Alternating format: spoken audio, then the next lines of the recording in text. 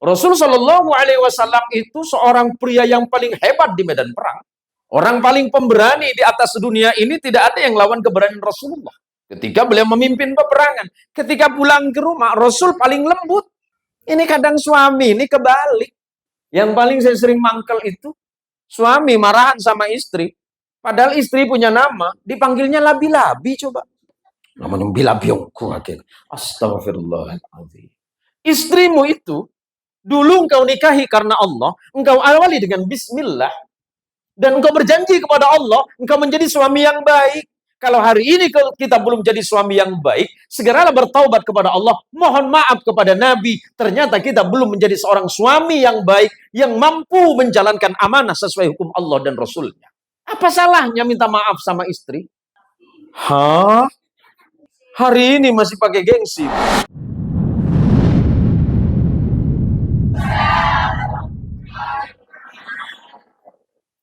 Sudah ngantuk, Ibu? Ibu mah masih mending, ngantuknya sedikit. Saya sudah banyak ngantuknya ini. Alhamdulillahirabbil alamin.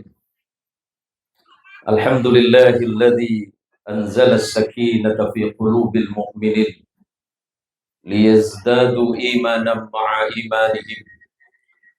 Ashhadu an la ilaha illallah wahdahu la syarika lah. Wa ashhadu anna Muhammadan abduhu wa rasuluhu wa khaliluhu wa la nabiyya ba'dah.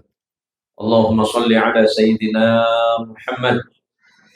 Allahumma salli ala sayyidina Muhammad.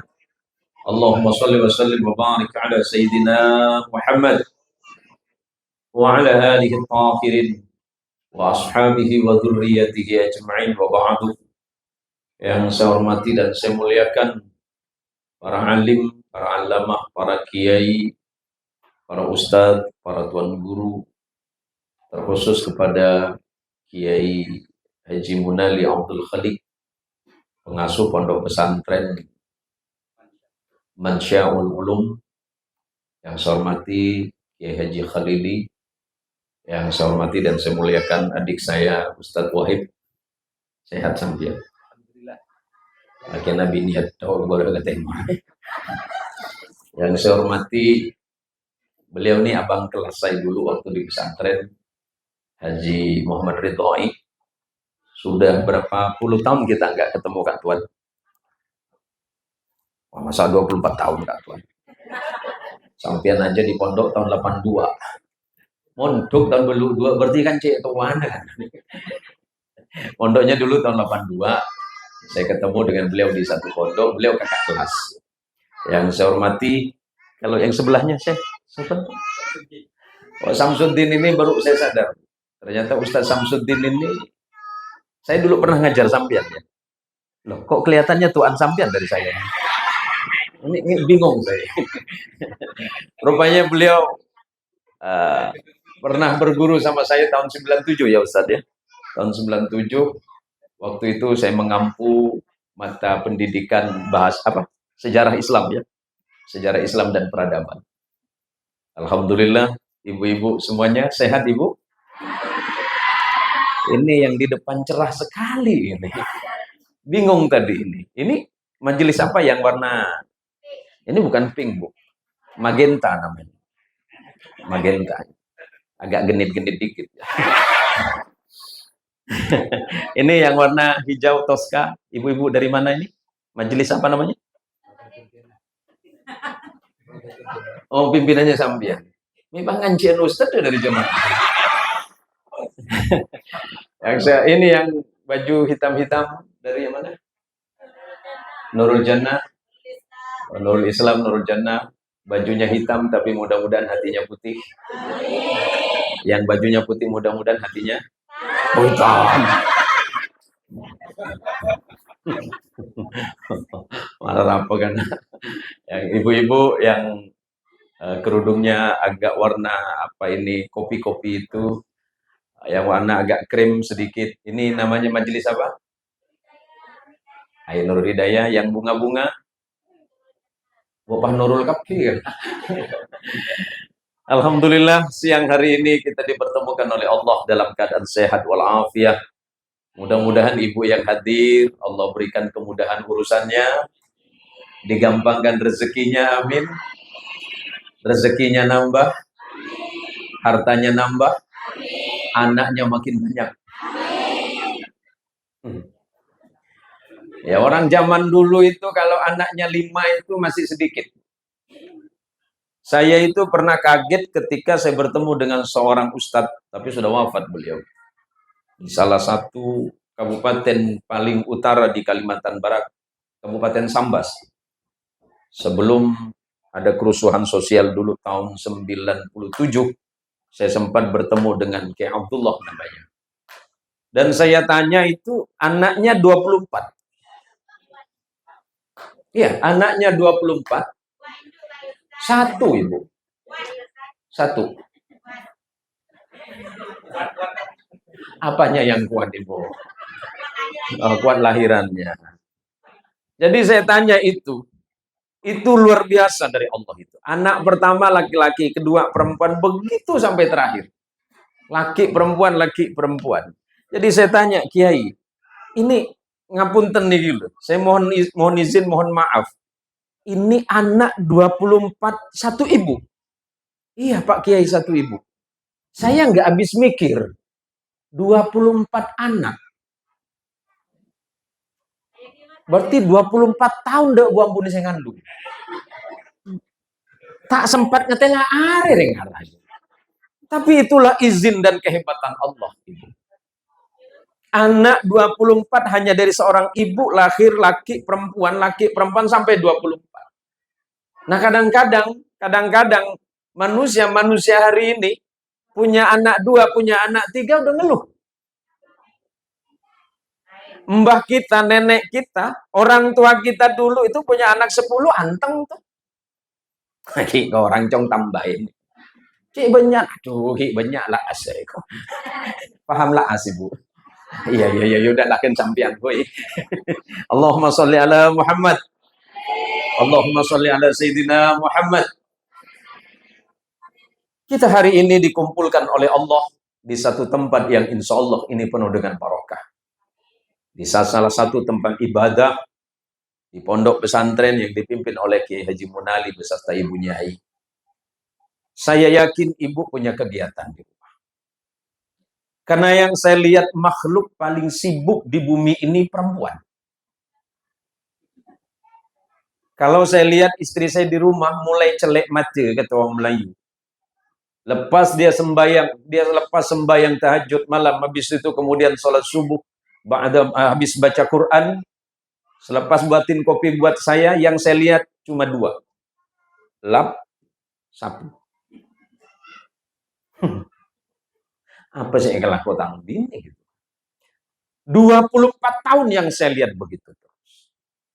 Belum selesai itu, habis itu kemudian nyiapin sarapan untuk anak-anak yang harus sekolah. Lepas itu kemudian siang masih nyiapin anak. Sore begitu juga. Mau tidur masih juga gitu. Artinya ternyata perempuan ini salah satu makhluk paling hebat yang Allah ciptakan di atas muka bumi ini. Maka bersyukurlah para perempuan. Karena tanpa seorang perempuan, maka tidak akan ada peradaban manusia. Tanpa ada perempuan, tidak akan lahir sosok-sosok hebat seperti Kemunali. Tanpa seorang perempuan tidak akan hadir ke Khalili, tidak akan hadir Ustadz Wahid, tidak hadir Ustadz Samsuddin, dan seterusnya. Karena perempuanlah yang menyebabkan kita ini menjadi orang hebat dan kuat. Karena perempuan kita dijadikan oleh Allah sebagai pribadi yang baik. Karena seorang ibu yang memiliki peran dan tanggung jawab yang besar di dalam keluarga. Kalau istri itu sudah baik, rumah tangga baik. Rumah tangga baik, keluarga baik. Keluarga baik, warga baik. Warganya sudah baik, masyarakatnya baik. Masyarakatnya baik, insya Allah bangsa dan negara ini baik. Maka kata kuncinya adalah perempuan-perempuan yang sering kita panggil sebagai ibu. Maka untuk para ibu, saya ucapkan terima kasih atas sumbangsihnya, atas kerja kerasnya, mendidik anak, kemudian mengajarkan anak menjadi pribadi yang kuat, mendampingi suami, termasuk ibu Nyai yang mendampingi Kemunali berpuluh-puluh tahun, sampai kemudian berdiri lembaga ini sampai hari ini. Tanpa seorang perempuan, tanpa seorang istri, tanpa seorang ibu, siapalah kita? Maka sebagai bentuk terima kasih saya ucapkan terima kasih yang setinggi-tingginya dan penghormatan yang sedalam-dalamnya untuk Anda semuanya, para ibu-ibu yang dirahmati Allah Subhanahu wa Ta'ala. Semoga Allah menguatkan iman Anda. Semoga Allah menguatkan Anda semuanya. Dan dengan barakah doa Anda semuanya, bangsa ini akan menjadi bangsa yang lebih baik di masa-masa yang akan datang. Amin. Dan manusia yang pertama yang beriman terhadap kenabian Rasulullah Muhammad sallallahu alaihi wasallam adalah seorang perempuan yang bernama Khadijah bintu Khuwailid. Maka ketika saya melihat ibu, saya selalu tersenyum, ya Allah. Saya teringat puluhan tahun yang lalu, ketika udah masuk masa bulan Rabiul Awal, saya lihat umi saya masa kecil saya lagi dulu. Saya pakai bahasa Madura campur.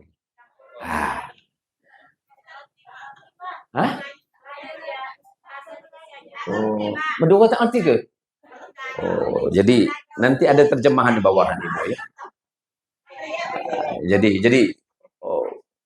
Jadi zaman kecil lagi saya dulu.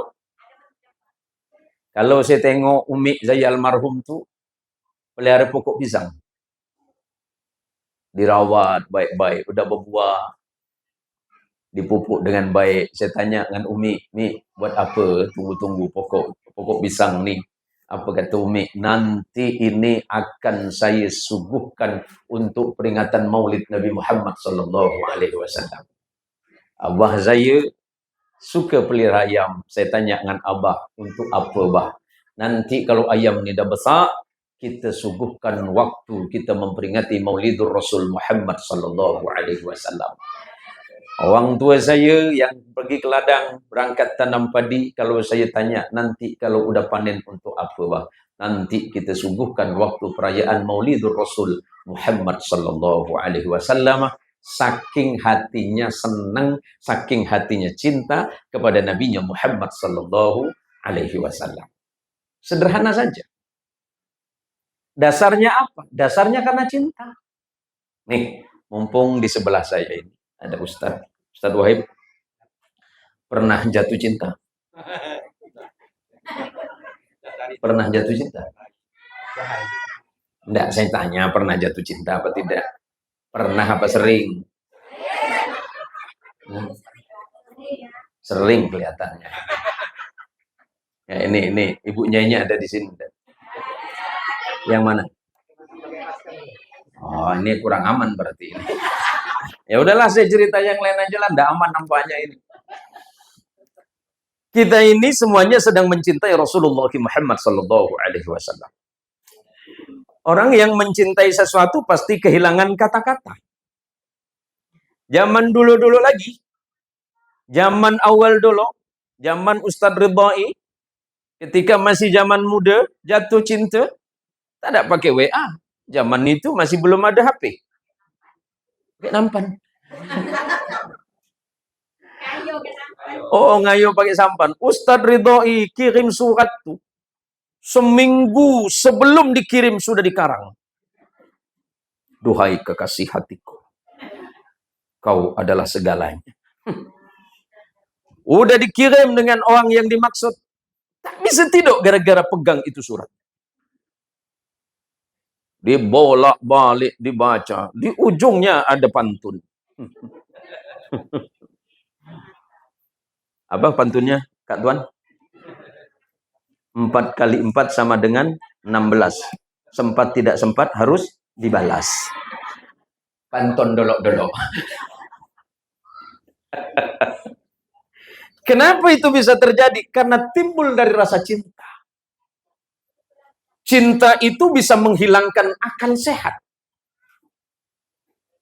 Cinta itu bisa menghilangkan rasa lelah. Cinta itu bisa mengganti rasa takut menjadi keberanian. Cinta itu bisa merubah kebencian menjadi kasih sayang. Sama dengan halnya ibu. yang datang dari rumah, datang ke majelis ini, majelis Maulidur Rasul Muhammad sallallahu alaihi wasallam, dasarnya karena cinta kepada Nabi. Panas-panas, kata orang Melayu, panas bedengkang macam nih. Panas bedengkang ya. Jauh-jauh dari rumah, datang ke sini. Berangkat jauh-jauh di rumah, dasarnya satu. Karena cinta kepada ilmu, cinta kepada majelis, cinta kepada kebaikan. Hujan, becek, datang.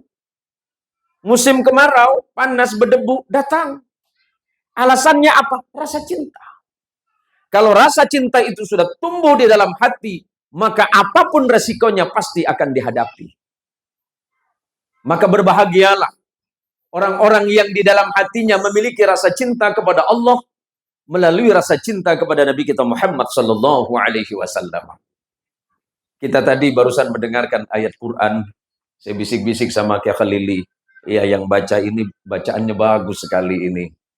Ini tinggal dikembangkan saja, saya bilang. Walaupun saya ini bukan qori, tapi saya senang dengan keindahan membaca Quran itu. Zaman saya di pondok dulu, sama kiai saya disuruh, diperintah belajar tilawah, belajar qiraat. Saya jawab dalam hati, suara saya ini bukan suara bagus. Suara hula menikah kera. Kaning pabilu sekali. Hula mau baca ayat, mau lagi mamin, orang ngafal. Siapa itu? Wah, itu Ustaz Zain. Itu Kiai Zain. Kenapa? Bacaannya lurus. Dek lu bilun semacam gelap, Bu. Tak bisa. Maka Allah memberikan kelebihan kepada seseorang itu berbeda-beda. Kemunali, Allah berikan karunia untuk mimpin pesantren.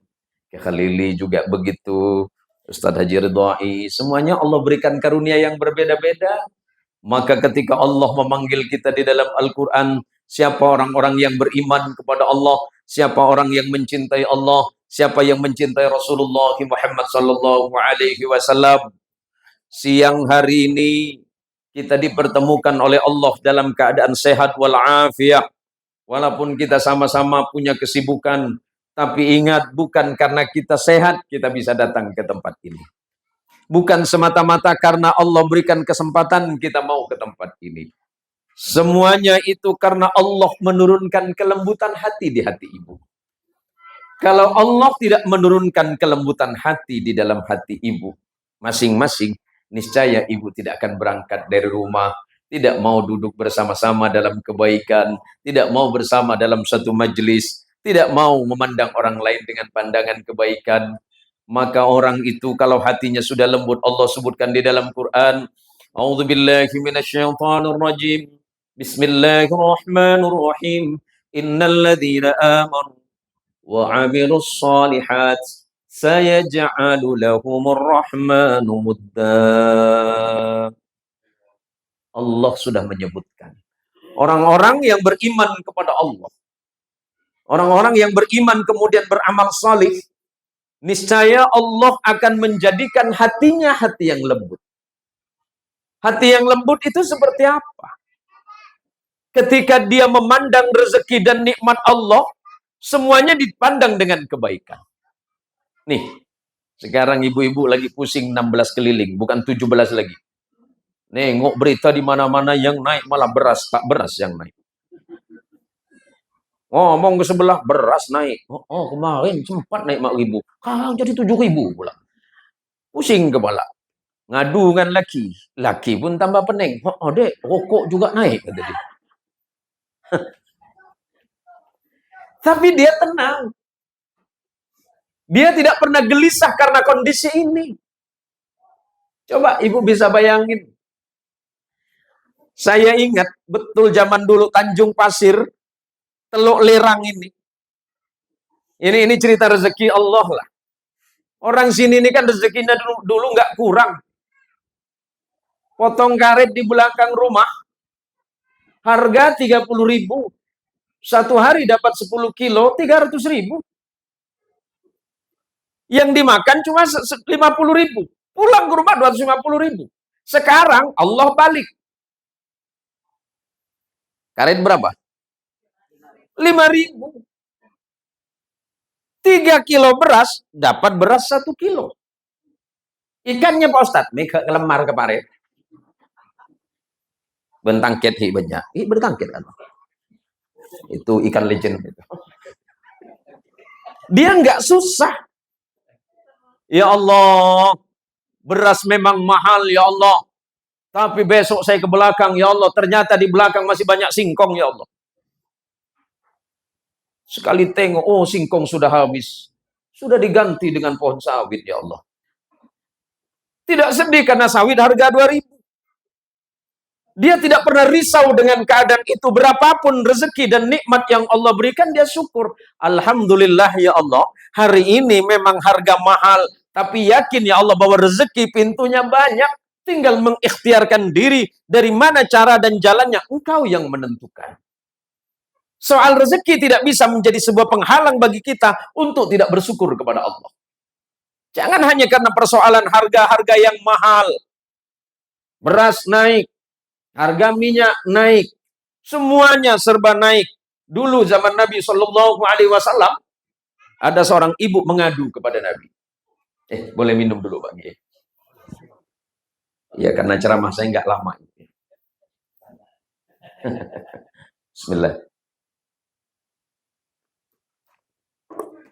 Orang ini ngadu sama Nabi. Nabi, saya punya pertanyaan. Bolehkah saya mengambil uang suami saya tanpa izin? Boleh Bu? Aja, ya.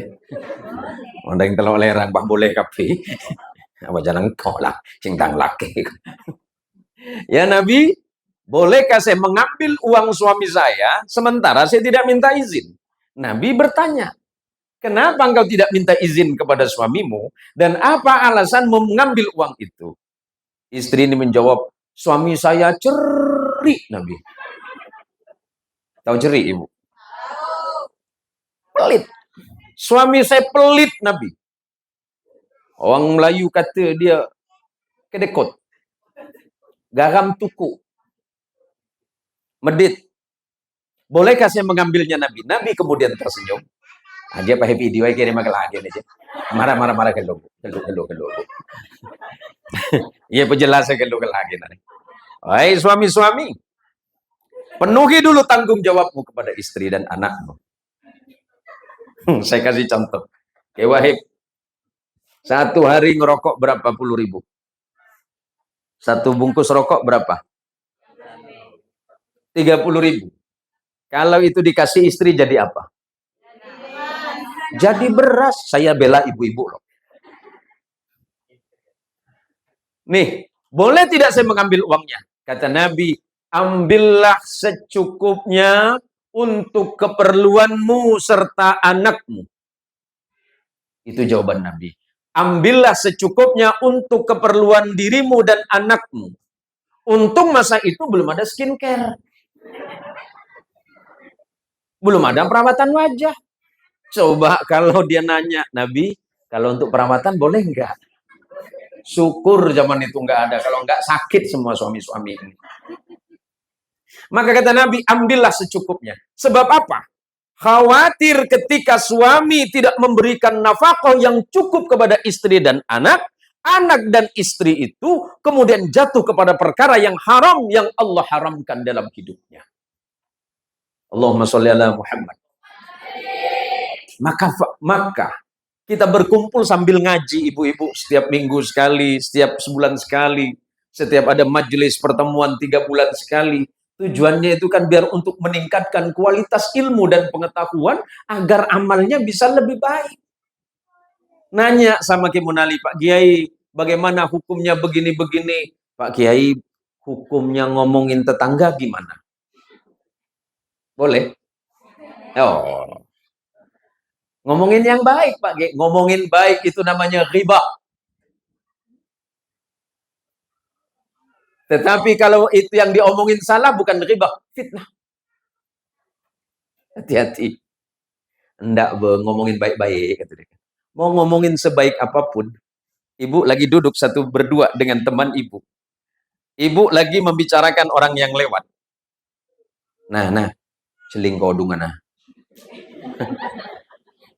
Arab ya. Joku ki mari sih manjer. Kau di sapi ya? Iya saya benar. Kau sih ngalah. Mi lah tahu gue urusan orang. Jadi na sabai dinare. Sabai dinare. Iya tak? Iya tak. Mimpin majelis taklim itu. Seminggu letak majer kan kau joy. Marah apa sampai lu mendinoreng bu. Maka setiap datang ke majelis tanya sama ustadz, bolehkah saya begini dan begitu? Kata ustadz, oh tidak boleh. Sebab kalau nanti begini jatuhnya akan begitu. Begitu. Orang mukmin yang sesungguhnya kata Allah itu innamal mu'minuna. Orang mukmin yang sesungguhnya idza dzukirallah, ketika disebutkan asma Allah wajilat qulubuhum. Ketika nama Allah disebutkan di sisinya, hatinya bergetar. Sama dengan dulu Kak Tuan Ridhoi, ketika sedang jatuh cinta kepada seorang perempuan, disebutkan nama perempuannya, nggak bisa tidur semalam. Kemunali, waktu mau menikahin bibi saya itu.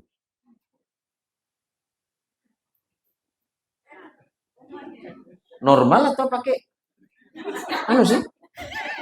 Pakai apa gitu? Orang yang sedang jatuh cinta, hatinya selalu teringat kepada yang dicintai. Kalau kita jatuh cinta kepada Nabi Shallallahu Alaihi Wasallam, ingatan kita kepada Rasulullah, ucapan kita selalu menyebut namanya. Setiap tindak tanduk dan ucapannya selalu kita ikuti. Wa idza tuliyat 'alaihim ayatuhu zadatuhum imana wa 'ala rabbihim yatawakkalun. Kalau dia sudah jatuh cinta kepada Allah, jatuh cinta kepada Rasulullah Muhammad sallallahu alaihi wasallam, ketika dibacakan tanda-tanda kehebatan dan keesaan Allah, hatinya semakin bertambah cinta. Ketika diceritakan tentang sejarah kehidupan Rasul sallallahu alaihi wasallam, kecintaannya kepada Nabi semakin bertambah. Nih kita mumpung lagi bulan Maulid, yang insya Allah hampir di seluruh kawasan Indonesia hari ini, di bulan ini bersama-sama memperingati Maulidur Rasul. Caranya banyak. Ada yang kumpul bareng-bareng, baca sholawatan berjamaah, ada dengan cara berbagi rezeki. Setiap bulan Rabiul Awal, tidak bulan Rabiul Awal pun, Ibu, kalau setiap hari Senin ada orang lewat panggil, Bu, mau kemana Bu? Saya mau ke sana. Nih, saya pengen bersedekah karena hari Senin adalah hari lahir Nabi kami Muhammad sallallahu alaihi wasallam, maka saya bermaulid dengan cara bersedekah. Ibu-ibu nyiapin makanan ini sedekah. Enggak usah khawatir. Ibu-ibu kita bersama-sama tadi membaca sholawat kepada Nabi, pahalanya besar. Insya Allah nanti semuanya akan bertemu dengan Nabi kita Muhammad sallallahu alaihi wasallam. Sebab janji Nabi, inna awlan nasi bi yaumal qiyamah aktsaruhum alayya salatan.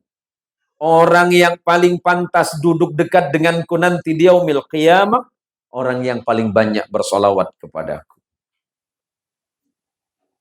Tapi bacaan saya tidak baik, Ustaz, tidak masalah. Ejaan mbah-mbah saya juga dulu kurang baik. Allahumma sholli ala Muhammad, Allahumma sholli ala Muhammad. Pada terima bu. Pokok mau antitik pada Allahumma sholli ala Muhammad pada sami mawon sama diterima oleh Nabi. Nanti yang namanya Fulan bin Fulan bersalawat Allahumma sholli ala Sayyidina Muhammad. Malaikat datang kepada Rasulullah, ya Rasulullah, ada seorang umatmu, seorang umat mengikutmu ya Rasulullah, yang bernama Wahib ya Rasulullah, hari ini bersolawat untukmu ya Rasulullah. Apa kata Rasulullah? Ya malaikat, sampaikan kabar gembira untuk Wahib, untuk umatku itu, setiap satu salawat yang dia bacakan untukku, Allah akan membalasnya dengan 10 kebaikan. Dan dari satu kebaikan, Allah akan melipat dengan 10 kebaikan. Ibu baca satu salawat, dapat pahala 10 per satu kebaikan, Allah lipatkan dengan 10 lagi. Insya Allah, orang-orang yang hatinya cinta kepada Allah, cinta kepada Rasulullah Muhammad sallallahu alaihi wasallam, maka hidupnya akan aman. Persoalan apapun dalam hidupnya biasa-biasa saja. Dan yang paling penting, jangan suka ngebandingin apa yang kita punya dengan punya orang. Karena itu punya potensi mengurangi rasa syukur kepada Allah. Tuh yan, ken nemu di mapese. Arapa? Beri meli motor, saya meli motor boleh. Mulai kayak cetak. Cing saya pikir di noreng. Pikir di tibi. Yan. Kok cek lebur kayak lampin nih. Arapa? Kembung banyak. Kenapa saya cerita seperti itu, Bu? Lillahi ta'ala. Saya bukan menceritakan kebaikan hidup saya dengan istri. Istri saya itu, setiap hari saya dengan istri itu selalu penuh dengan candaan. Wallah. Setiap bangun tidur, selepas sholat, bahkan sebelum bangun tidur, saya bangunkan dia. Halo cantik. Ada yang salah? Mengatakan melerok ke saya, cerita bini. Enggak, lillahi ta'ala. Lillah. Kenapa? Karena saya belajar kepada sirah Nabawi Muhammad sallallahu alaihi wasallam, Rasulullah kalau manggil istrinya dengan panggilan yang indah. Tanya sama istri saya itu. Istri saya setiap bangun, halo cantik, yuk kita salat tahajud yuk. Nanti, biar dibikinin kopi. Karena saya tukang bikin, karena saya memang tukang raciknya. Dia panggil apa? Halo papa ganteng. Kan saya ngerasa paling ganteng di dunia jadinya kan. Yang asalnya kopinya agak pahit, saya jadiin manis dikit. Siang sedikit, saya panggil istri saya. Halo cantik, kita pagi ini belanja apa? Saya antar dia ke pasar. Saya dampingi, saya pegang tangannya. Kok dipegang, Mbak? Kalau dibiarin, habis ditunjuk semua nanti ini.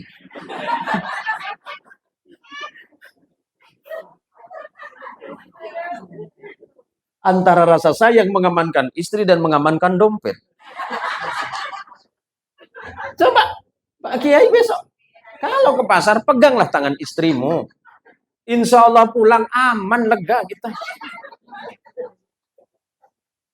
Coba Kak Tuan Ridhoi, Pak siapa tadi? Pak Sekdes kah? Hah? Oh Ustaz, di pemerintahan desa ya? Oh bukan, ibu-ibu. Oh. Sudah berapa tahun menikah? Jalan kemana? Oh perjalanan, oh bilangnya jalan. Udah jalan 3 tahun. Oh penyuluh ya? Saya pegang istri saya. Dimanapun saya pegang istri saya. Istri saya nanya, Abi nggak malu? Orang yang sedang jatuh cinta akan menghilangkan rasa malu. Coba. Ya kan? Maka saya bilang, istri saya bilang, Alhamdulillah, saya termasuk perempuan yang paling beruntung di dunia. Yes.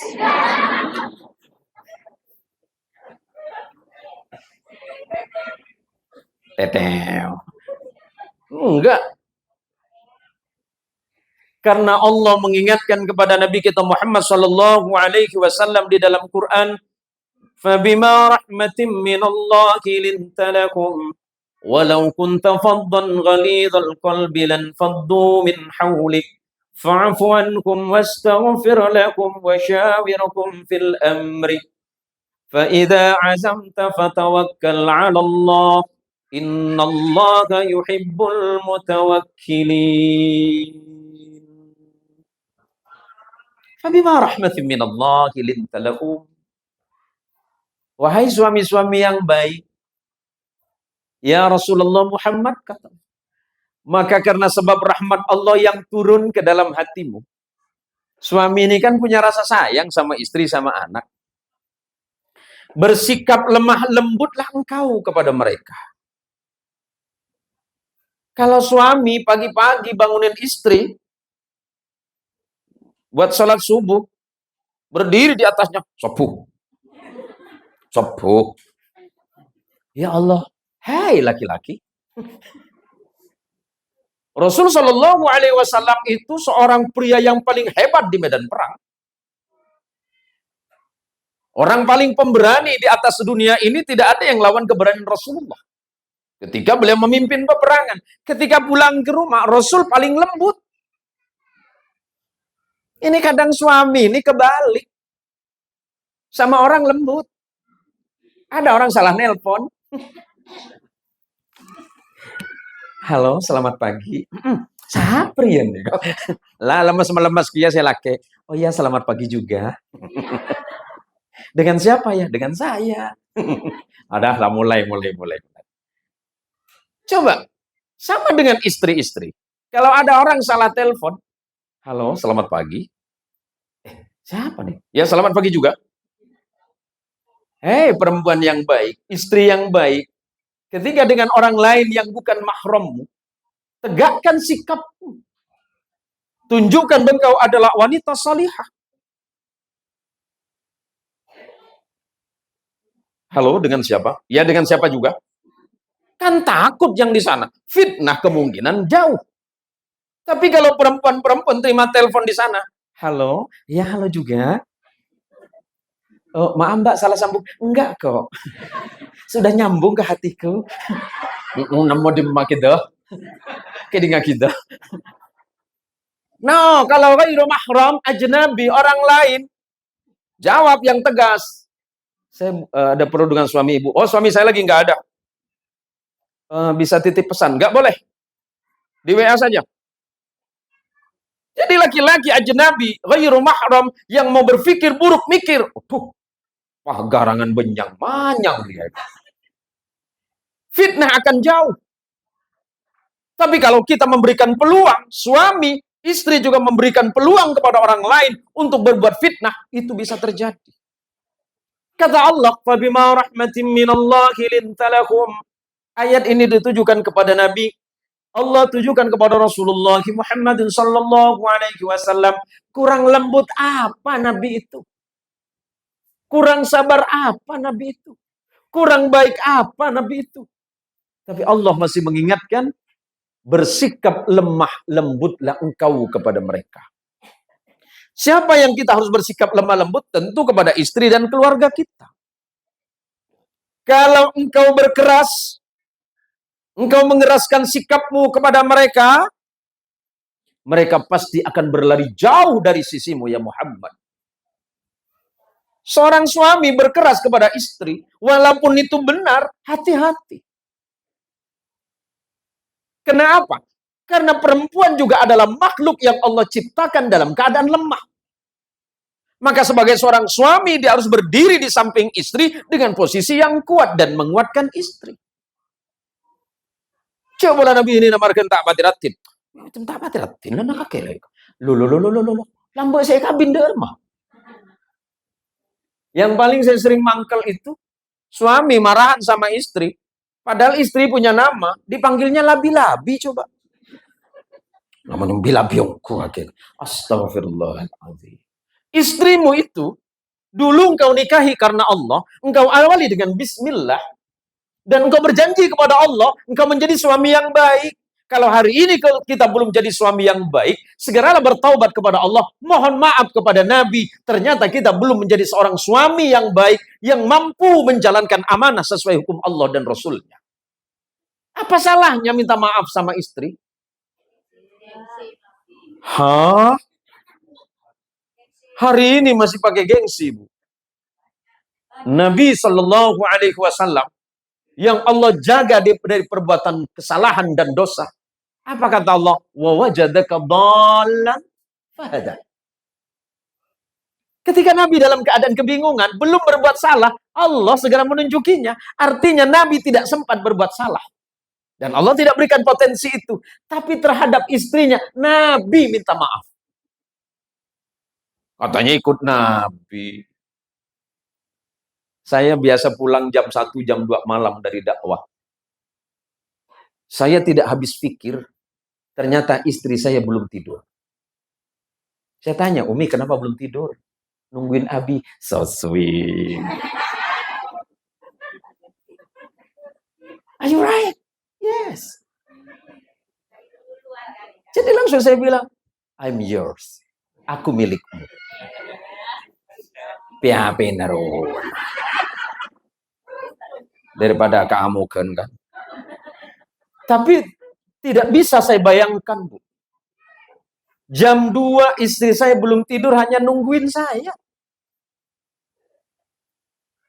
Saya pernah suatu hari waktu masih tugas di Cipanas, istri saya minta izin. Abi, boleh nggak saya minta izin ke Jakarta? Karena kebetulan dia bawa dengan tantenya, saya bilang nggak apa-apa.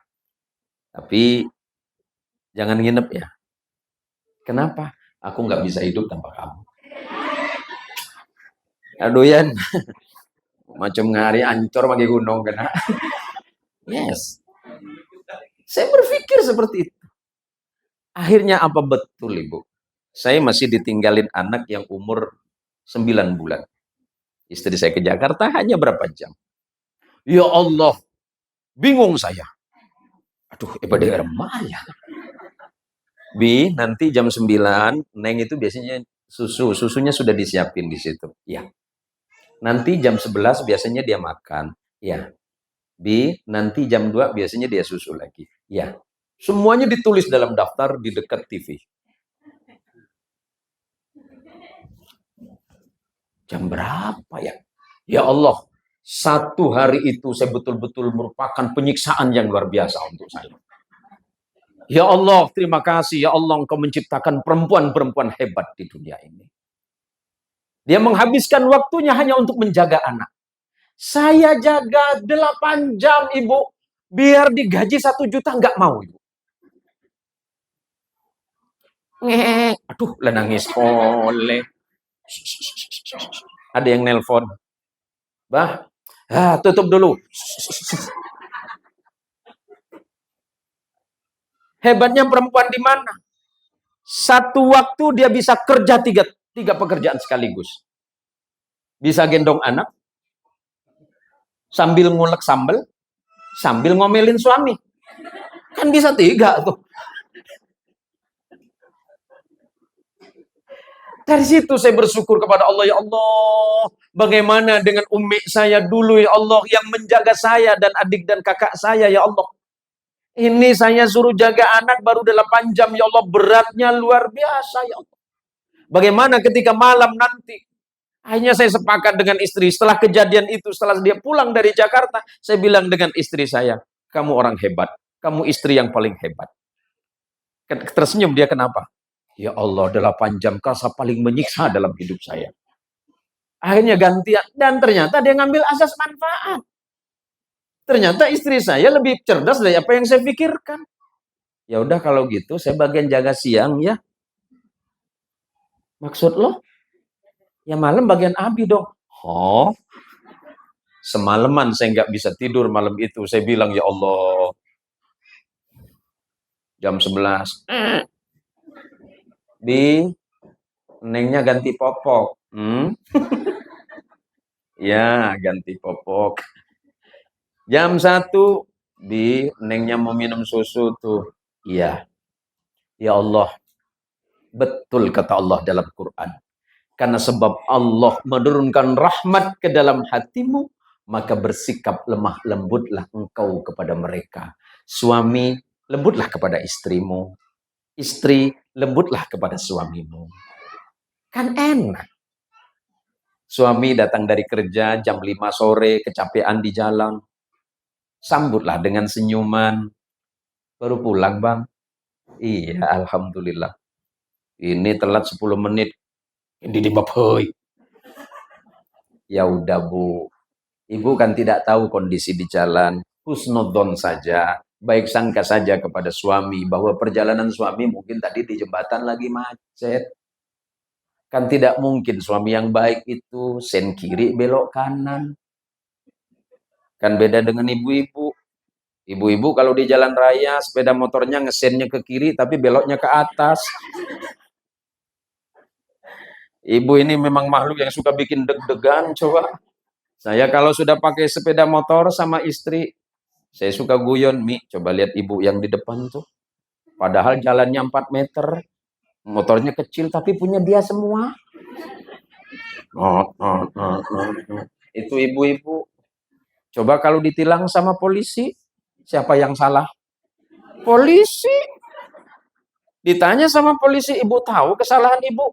Bapak ini yang jelas salah bapak, malah nanya saya katanya. Ya Allah ibu. Maka kemudian kata Allah, fa'fu anhum. Maafkan mereka. Kalau istrimu kurang sempurna sebagai seorang ibu, kalau istrimu belum sempurna sebagai pengatur ekonomi dalam rumah tangga, maafkan kesalahan. Sebagaimana seorang istri yang siap memaafkan kesalahan suaminya. Betul nggak, Bu? Jangan merasa malu dan gengsi. Akui saja, Mah, hari ini saya salah. Kenapa? Begini, begini, begini. Jangan ikut dalilnya Ustadz Syam. Lebih baik minta maaf daripada minta izin. Maksudnya apa ini? Wastaghfir lahum. Setelah engkau memintakan maaf, siapa orang-orang mereka? Wastaghfir lahum, dan mohonkan ampunan kepada Allah terhadap kesalahan dan kekeliruan mereka. Wasyawirhum fil amri, bermusyawarahlah kalian dalam setiap perkara. Istri dengan suami, musyawarah. Bagaimana caranya mendidik anak? Oh, kita mendidik anak tidak sempurna. Yuk kita kirim ke pesantren. Di sini ada pondok pesantren Mansyaul Ulum, kirim sama Kemunali. Wasyawirhum fil amri, jangan mengambil keputusan sepihak. Sebab di situ suami ada istri, dan istri di sampingmu ada suami. Ambillah keputusan bersama, mana yang terbaik, mana yang lebih manfaat, dan jauh dari perkara mudarat. Setelah engkau bulatkan tekadmu dalam setiap perkara, kata Allah, serahkan semuanya kepada Allah. Suami berangkat cari rezeki, istri berdoa kepada Allah, ya Allah, saya serahkan semua urusan ini kepadamu. Selamatkan suamiku, ya Allah. Selamatkan dari perkara-perkara yang tidak engkau senangi. Ya Allah, suamiku cari rezeki dari jam 7, nanti pulang jam 5 sore. Ibu kan tidak tahu apa yang ada di tempat kerja suami. Apakah yang dikerjakan itu halal atau tidak? Walaupun pekerjaannya halal, apakah sesuai dengan aturan apa tidak? Kadangkala suami lebih memilih jalan haram hanya untuk sekedar menyelamatkan perut istri dan anak dibandingkan dari perkara yang halal. Walaupun perkara halal jelas ada di depannya, tapi karena kebutuhan ekonomi sedang melambung, kebutuhan keluarga sedang menaik, kadang-kadang suami lepas kontrol dan di luar nalar keyakinannya kepada Allah bahwa yang jamin rezeki itu Allah, tapi kemudian dia lepas kontrol. Di rumah istriku sedang menunggu, anakku sedang menunggu, keluargaku sedang menunggu. Kadang-kadang dia tidak bisa berpikir apakah ini halal, apa haram. Maka berdoalah kepada Allah, ya Allah, jauhkan suamiku dari perkara yang haram, hindarkan dari perkara yang kau tidak ridho atas itu semuanya, agar dia bawa pulang rezeki yang baik, walaupun sedikit, yang penting halal, manfaat, dan barokah. Walaupun harga karet cuma 5.000, yang mencukupi rezeki kan bukan karet. Walaupun hanya sawit harganya 2.000. 2.000 ya? Kok beda sama di kampung saya? 1.000. Serius? Meranti kelapa sawit telo ibu belu kan? Kelapa sawit 3.800. Kelapanya 3.000, sawitnya 800. Ya mulai tak tegang gelo. Masa sih? Kan saya bilang kelapa sawit, Ibu. Kelapa sama sawit itu. Nah ini, Bu. Maka mumpung ini bulan Maulid, karena ibu-ibu sudah malam, sudah sore, sudah mulai ngantuk ibu ya. Saya boleh ngantuk kan suka Bu, tuh mulai lagi. Jadi begini Bu, kenapa ini kita berkumpul pada sore hari ini mumpung masih Maulid Nabi? Karena kita kan jarang ketemu ibu ya. Walaupun mungkin ibu sering nonton saya di channel dakwah saya, tapi kan jarang ketemu. Ya, kita hanya bertemu di dua dunia yang tak nyata. Kita ketemu di dunia nyata ini jarang-jarang. Saya hanya mengingatkan kepada ibu bahwa ibu-ibu yang memperingati Maulid dengan cara ibu, Itu adalah sebagai bukti bahwa ibu sangat mencintai Rasulullah Sallallahu Alaihi Wasallam. Ada satu syair yang saya baca dalam kitab Nazm Barzanji itu. Ketika seorang ulama syair itu menulis arjus syafa'at min Muhammad law kuntu artakibul muharram. Aku ini hanya mengharapkan syafaat Rasulullah Muhammad sallallahu alaihi wasallam. Jika suatu saat nanti aku lalai dan terlupa jatuh kepada perkara yang haram. Yang namanya manusia ini kan punya keterbatasan. Sekuat apapun kita menghindarkan dari perkara yang dilarang oleh Allah, tapi pada saat itu juga kita punya kesempatan untuk terjatuh. Harapan kita hanya kepada Rasulullah Sallallahu Alaihi Wasallam. Salat kita tidak begitu banyak. Salat ibu banyak, salat saya sedikit. Sedekah kita mungkin terbatas. Tapi makna sedekah jangan hanya dimaknai kepada yang banyak. Ketemu orang lewat, demam bi, keberungah. Melih apa bi? Melih capki. Lo tahu sama melih? Arwah ibu di dapur banyak roh. Porcak kibaban hungkana. Sedekah. Bedoreng lebat demam bi. Entar ke berung be. Nyari apa? Nyari cemedak. Oh, manjat ke budi. Korcak tembang. Leku ke kau nina boleh. Tanya ke bulan demam bi. Nyari nangka be. Untuk apa?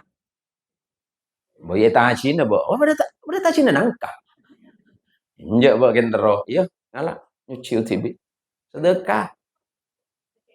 Musim rambutan. Tetanggana tahu sama leh. Lala ngone ke rumah. Berderian. Demaving terus sawit kakan. Pekol tibi ibu di jo, tibanya jo. Sedekah ni kegempang. Gempang sedekah bani. Tahu sanya banyak. Kadang orang maturki lambok gula enggak bamba gula. Mbak gula ni kepada ring tani. Mbak gula ring tani. Bi gula aku aba gula ring tani umi gula ring tani. Gula bani anang kiai. Senau sembah gula senika bi gula totopin. Tahu apa? Malih tandi beban. Mun gula sebagai anak ring tani tandi beban.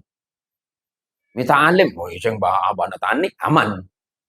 Mun anang kiai bah bukeng. Penting lagi ka abana lagi. Paya kuwa keluar dalil. Salahul ab sababul li abna'i salih. Kalau orang tuanya salih, anaknya insya Allah pasti salih. Kalau kemunali alim, kan rugi kalau putranya enggak alim. Yang kasihan siapa? Kan kemunali yang kasihan. Makanya saya bilang, saya anaknya orang tani, aman. Makai bandingakin benapa? Aman. Bandingin sama Umi, aman. Saya kalau tanya sama Umi, apa amalan yang Umi lakukan? Amalan Umi saya cuma satu, sholawat. Tak banyak. Saya dulu dari pesantren berangkat sana, berangkat sini, banyak amalan yang saya baca.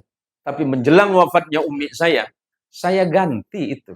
Karena saya mengamalkan apa yang menjadi kecintaan Umi saya. Saya tanya Umi, saya ini termasuk anak yang paling nakal dari 5 bersaudara itu. Kula nika beni cuma nakal tinggi ka tuan nembok. Nuakal. Enggak nakal, nuakal. Tapi saya senang menghibur Umi. Jadi menjelang wafatnya saya tanya 1 bulan, Umi sebenarnya amalannya apa sih? Ya apa jam kok tandi bacaan? Kok cuma manca selabet? Selabet itu selawat. Ya, nama baca nih. Katanya apa nih? Allahumma sholli ala Muhammad, Allahumma sholli ala Muhammad, Allahumma sholli ala. Itu aja. Oh, salawat Jibril. Heeh. Yenjang ya gua, salawat Jibril juga. Oh, lawan nih Umi. Kenapa Mi? Jangan kok nyaman benar puluhan tahun baca dia. Oh iya. Umi saya kalau berdoa nggak pakai bahasa Arab. Saya tanya, kenapa nggak pakai bahasa Arab? Saya bisa bahasa Arab. Cuma kurang kena ke hati saya. Kenanya Umi gimana? Saya itu ya bicara sama Allah. Ternyata doanya Umi sama Allah itu seperti orang ngobrol. Iya, saya dengar setiap menjelang baring, mau tidur, habis sholat, habis zikiran, Umi itu baring. Saya deketin. Apa doa Umi saya kepada Allah? Aduh, Gusti Pangeran. Cuma ajunan saya paling baik. Kan betul. Yang paling baik siapa? Allah. Ya Allah, cuma ajunan saya paling lampe. Tahu lampe? Dermawan. Siapa yang paling berdermawan? Allah. Kalau bukan Allah yang dermawan, ibu-ibu nggak pakai baju ini. Kalau bukan Allah yang dermawan, tidak mungkin kita dihidangkan minuman dan makanan. Bahasanya Umi sederhana, ya Allah, saya maha lampu. Kalau Umi dalam kesusahan ekonomi, Allah mintanya pakai bahasa Madura. Gusti Pangeran saya maha lampu. Abdina cuma nyon rezeki saya. Makna saya kan baik. Umi nggak ngerti bahasa haram, halal. Umi bilang baik. Karena dulu waktu kita kecil cuma diajarin dua. Coba becek. Baik buruk itu saja amalan orang tua kita dulu. Cung, niki perkara sing apik. Hari perkara sing bagus, Cung. Kelakon. Niki perkara sing awon. Ini perkara yang jelek, tinggalkan. Orang tua saya dulu, mbak saya orang tani, orang tua saya orang tani, bahasanya cuma dua. Baik, buruk. Kalau baik kerjakan, jelek tinggalkan. Itu saja. Jadi karena kita sehari ini sedang mengikuti bagaimana mengikuti Rasulullah Muhammad SAW, amalkan yang baik, yang buruk tinggalkan. Ngoten lho Bu. Karena berhubung sama-sama udah sore dan kelihatannya Ibu sudah mulai lapar juga. Nah kan? Ya temui luar. Sama Ustaz. Ya, karena insya Allah Ibu masih banyak kegiatan. Dan insya Allah juga saya masih ada beberapa kegiatan mulai hari ini dan insya Allah nanti tanggal 1 Oktober sampai tanggal 10 itu saya ada di Kalimantan Tengah sama di Ketapang dan mungkin sampai ke Kalimantan Timur. Nah, nanti udah tanggal 10 baru pulang ke Pontianak. Saya ini Ustadz Wahib hanya melayani umat saja, lebihnya tidak ada. Kalau saya sanggup datang ya saya datang. Ya kalau memang kira-kira jadwalnya tidak cukup ya saya mohon maaf. Termasuk sebenarnya ada undangan juga ke Malaysia dari tadi untuk tanggal 27 sama 28 ini cuma saya tolak. Karena saya sudah janji. Teman yang di Malaysia bilang, ini yang undang Datuk Pak Kiai. Ya cuma ning Datuk Malaysia aja. Pontianak banyak Datuk. Tapi bedanya Datuk Malaysia sama Pontianak kan beda. Datuk Malaysia itu uang berduit. Oh Datuk Pontianak batuk-batuk. Macam mana kita sebut dia berduit? Nak beli obat batuk pun tak sanggup dia. Tapi saya tolak. Asisten saya tahu dengan anak saya itu. Tanggal 27 sama 28 Kiai. Kita ketemu di negara bagian ini. Tidak, saya bilang terima kasih atas undangannya. Terima kasih atas undangannya. Karena anak saya yang paling kecil itu biasa ikut saya terus. Nah, pertama biar dia belajar ngaji. Dan yang kedua itu mata-mata mama dia. Tapi saya tolak karena memang waktunya Kiai, saya bilang saya sudah keburu menerima jadwal-jadwal di Indonesia, saya mohon maaf. Jadi mungkin di Malaysia itu sekitar bulan 11, kalau untuk bulan 9, 10 saya tolak. Jadi dimanapun insya Allah saya datang, kecuali yang ini nih. Ini. Ustadz Wahib nih, kalau ngundang langsung main todong. Ya. Oh iya, ya Ibu, silakan Ibu. Saya sukunya dua, Ibu. Kanan kiri. Oh, Soko itu. Saya Madura, datuk saya Madura, acuk saya Madura, tapi nenek saya masih ada darah Jawa sikit. Ngapa pula saya bisa cakap macam cakap Malaysia? Saya bisa cakap banyak cakap. Oh ya, isteri saya orang Jawa Barat. Oh gitu ya. Berarti apa ya? Cina Madura apa ya? Kalau anak saya itu kan saudara Bu, Sunda Madura dia. Saya pakai bahasa banyak. Bila masa saya kat Jawa Barat, saya pakai bahasa Sunda, tapi bahasa Sunda Keraton. Saya ke Jawa Tengah pakai bahasa Jawa Tengah sing halus, Bu. Sing kromo inggil kulo. Yang saya pakai bahasa Jawa yang kromo inggil. Kalau yang ngoko saya enggak pakai. Bahasa Madura saya pakai bahasa Madura yang parbesan. Oke. Nek bahasa Madura yang agak ngoko-ngoko kulo mboten anu. Saya agak kurang suka. Terus kalau ke Sumatera, karena saya dulu sering ceramah di beberapa pulau Sumatera, ya saya sedikit campur dengan bahasa Kepulauan Riau dan Padang. Ya, kalau kebetulan saya haji dan umrah, biasalah karena mau ketemu orang Arab kan. Orang Arab kan tak ngerti bahasa Madura. Mau tak mau lah saya ngalah. Sikit-sikit biasa saya masih bisa cakap lah bahasa Inggris. Tapi tak ada agak bagus amat.